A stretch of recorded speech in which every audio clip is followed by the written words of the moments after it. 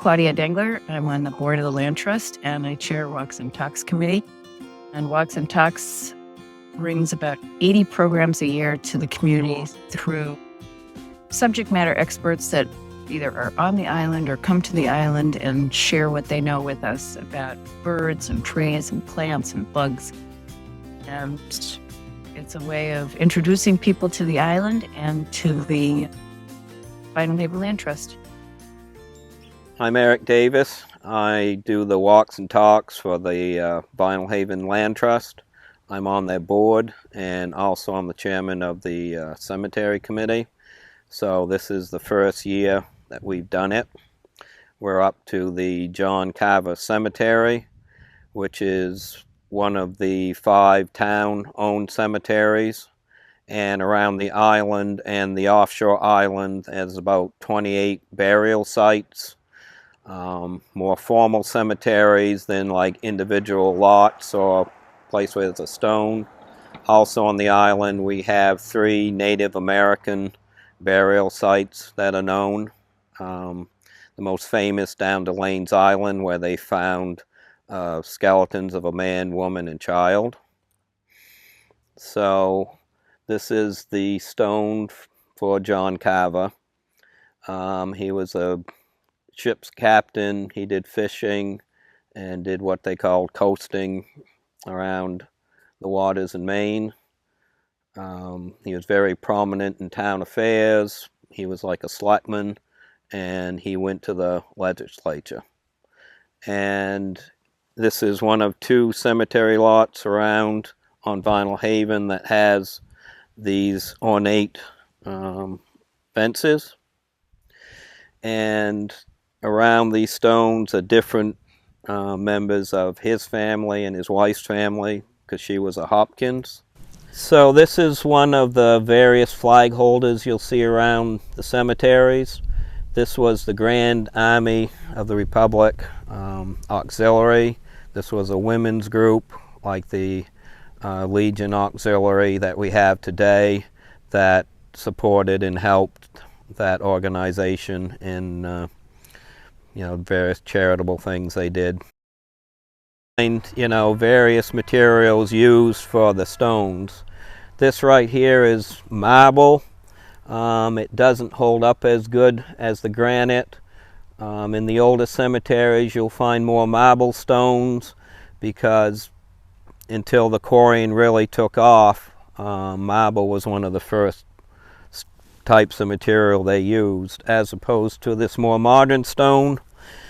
This is black granite that came from the quarry in the sands.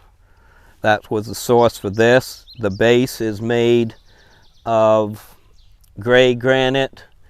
Could have came from the East Boston quarry or the Sands quarry, because they had this more fine grain gray granite. This is another flag holder, GAR. He was a member of the Union Army, and you can see it got etched on his stone.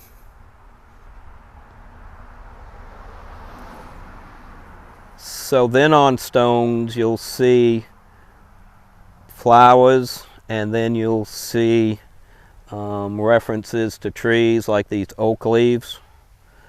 And you'll see too that some of the lots has this granite curbing.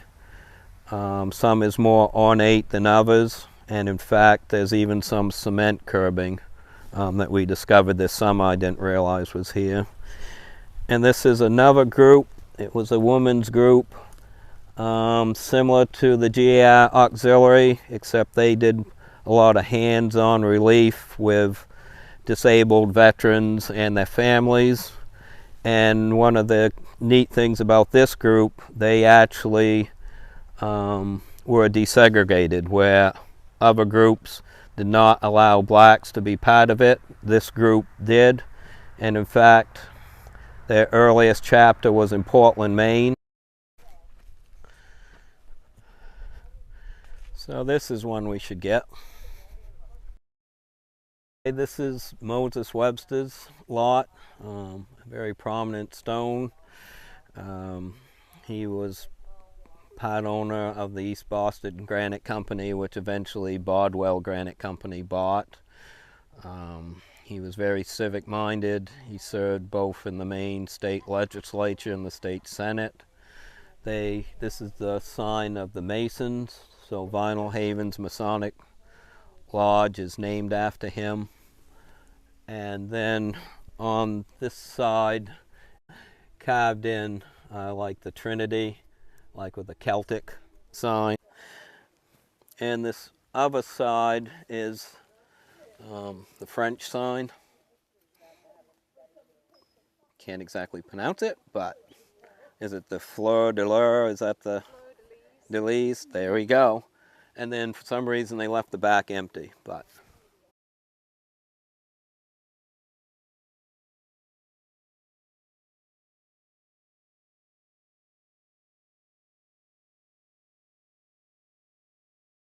as you can see, it's a pretty large area, and the curbing and the curbing post, the post especially a little more ornate. You got like paving blocks and the globe. It goes out probably another 12 feet in behind to the wall, and very ornate, almost like a picture frame. And they have the gates opening, and all we know is that George was a stone cutter who came from Scotland. But this seems like a rather fancy grave for a stone cutter who came from Scotland. So whether a family member, later on purchased this, I don't know. And I'm not sure what the emblems are going across. There is a fancy little crown right above the gates opening. And then it has the columns similar to, the Romans, what they did. So.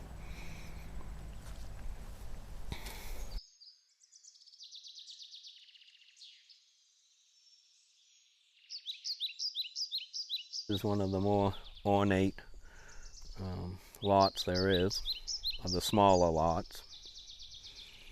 In curbing, it's kind of cut square, but then when you come to the top, it's like logs with the branches cut off.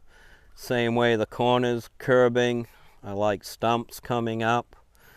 And this is interesting with this stone. It's got the black granite, and it's got pink granite on the sides, and I think grayish granite. It looks more gray than pink, I don't know. Anyways, on the bottom, and then it's very fancy, ornate above the columns, and then it has leaves going all around the top. Okay, this is Charles Ahern. He was like the master stone cutter for the Bardwell Granite Company.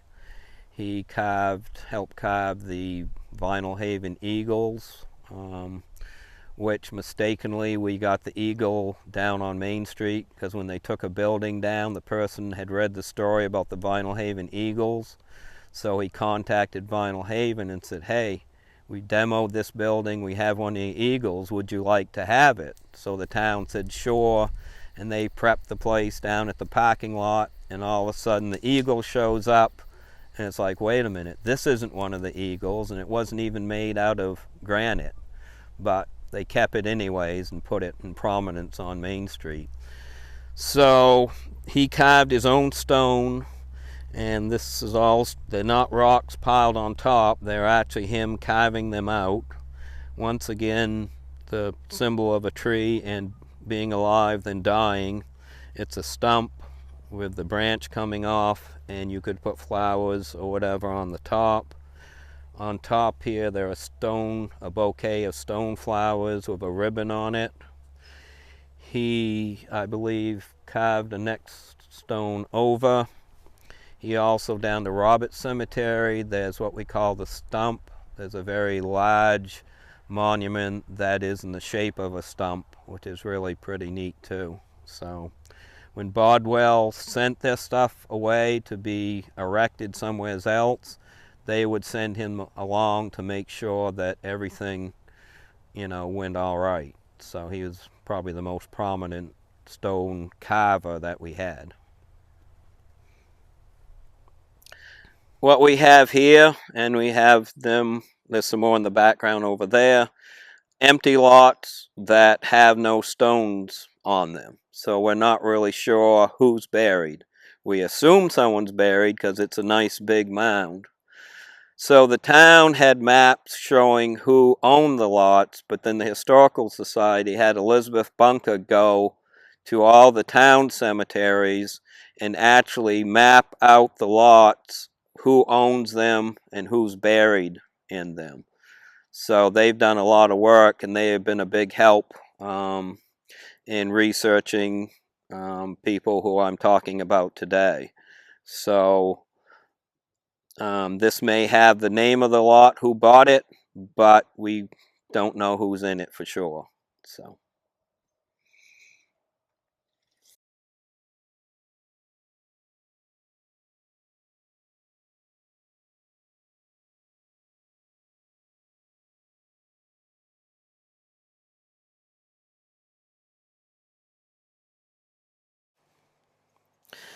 Okay, here's another, crude repair job, but this stone is a good example of the earlier stones that the marble is even more susceptible to erosion and the weather than the other stones we've been looking at.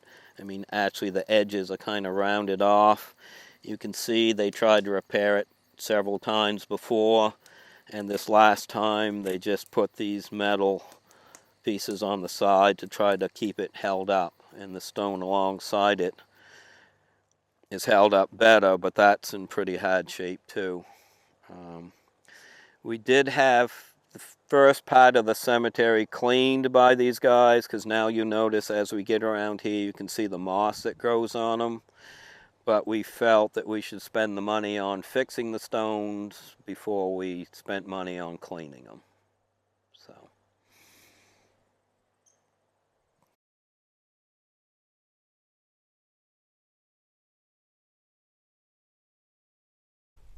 This is one of the old marble stones. As you can see, it's failed at its base. It's been repaired before, but because here's a shim that was under it, and it's fallen over again. We are struggling to try to find another outfit to do repair work, because the original people we've used just don't seem to want to come back out.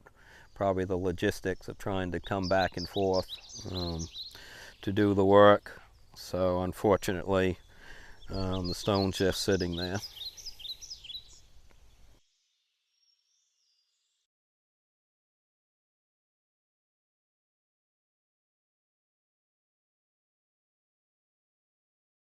Okay, buried here is Alan Middleton. He was probably the best baseball player Vinyl Haven had in the 30s. He was a pitcher. I think he tried out for the Red Sox. He was a fighter pilot during World War II and got shot down over in Africa while doing a strafing mission. And the locals took his body and buried it, and then later on, when the Americans captured that area, he then was brought back and buried here.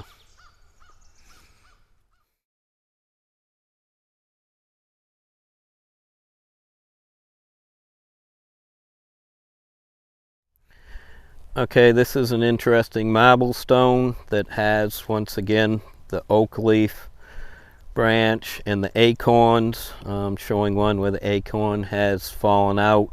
Once again, this is the symbols of someone being alive then passing away. And even though I can't read it, very small writing, but a lot of these marble stones have little sayings, either about the person or about life in general. And unfortunately, over time, these marble stones are all going to deteriorate and basically turn to sand, because it's not a really good material like granite that will stand up to the weather and the test of time.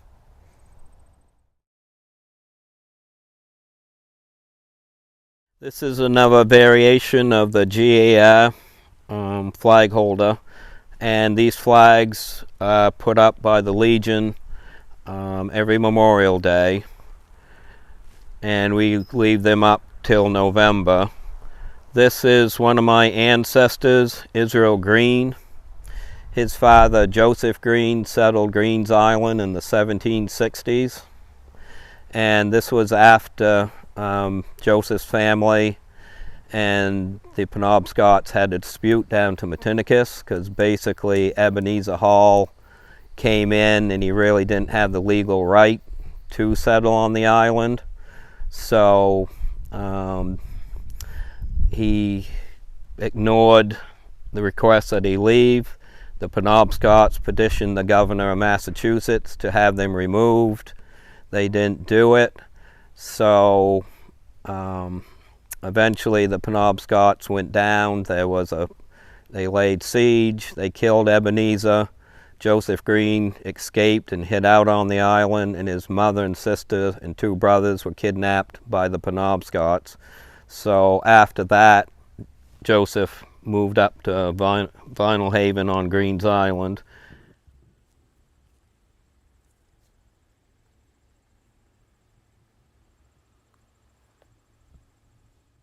Okay.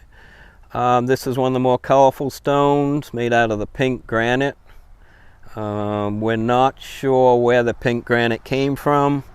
There doesn't seem to be a local source, although there is signs on one of the islands, Spectacle Island, that there's some, where they did quarrying, there is some sign of pink granite. This person, we assume they're related to the people that had Wharf's Quarry, where the columns for the St. John Divine Cathedral in New York were cut and polished up and shipped to make the cathedral. And once again, you have your basic gray granite base, and then you have a vase, what looks like a vase on top, which I don't know if you can see. The black granite one behind has a more ornate one with handles, so that was another popular symbol that they used back in the day.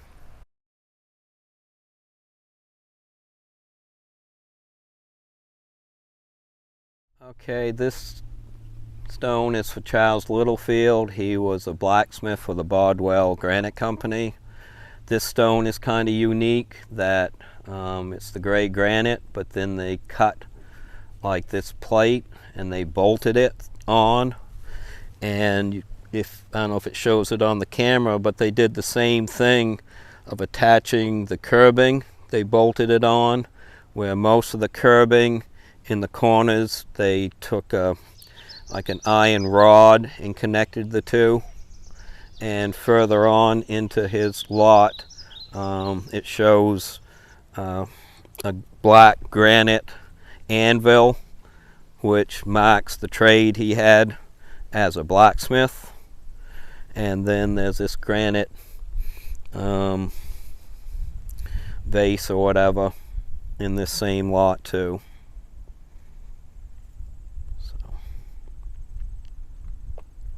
And then too, you'll notice have these little granite carved pieces on the end, just a fairly fancy setup here.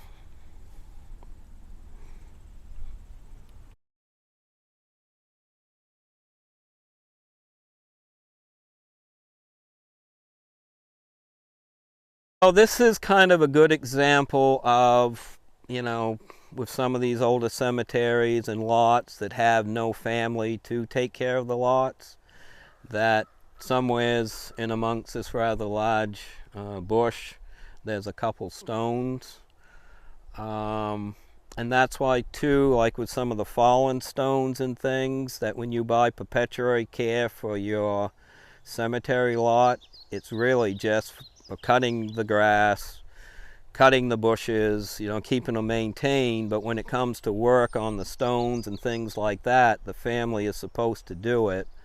but the town, we do step up and try to do that work too, because you know, otherwise it doesn't get done. So hopefully we're going to have a work party later this fall, and several of us have agreed we're going to try to tackle this big rose bush and get rid of it. Okay, looking here, this is one of the things you really shouldn't do when you do a cemetery. You shouldn't have it on the side of the hill, because if you notice, this first lot, gravity has taken its effect and the curbing's fallen over. As you go up the hill, you will see more curbing that's fallen over. We have a problem down here. It's at the base of the hill, water running off the hill. We actually had a burial, and the casket came to the surface.